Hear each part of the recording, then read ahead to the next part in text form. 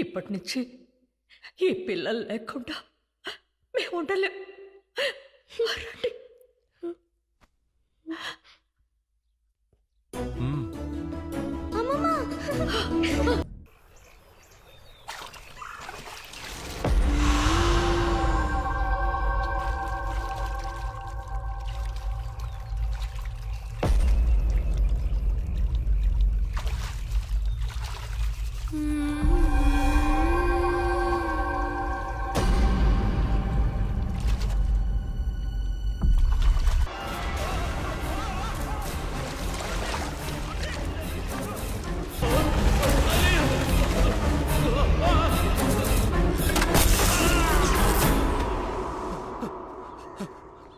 అయ్యా అయ్యా ఏంటి బాబు? అయ్యా, మీ కులదైవం గుడిని శుభ్రం చేయడానికి వచ్చిన ఇద్దరు చనిపోయారు.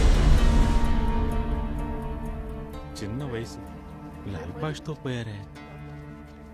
చూశారుగా, నేను చెప్తే విన్నారా? ఇదంతా తను చేసిన పనే.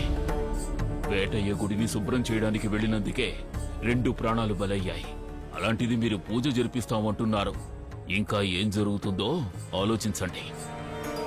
వేటయ్య గుడిని శుభ్రం చేయడానికి ఎవరు సిద్ధపడినా వాళ్లకి తన వల్ల చిక్కులు ఎదురవుతున్నాయి.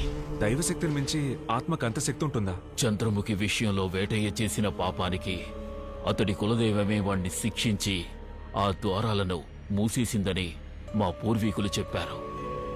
అక్కడ వెలుతురు వచ్చేంత వరకు చంద్రముఖి శక్తికి ముందు ఏ శక్తికి బలం చేయకూడదు. దయచేసి ఇక మీదటైనా గుడిని శుభ్రం చేస్తాము,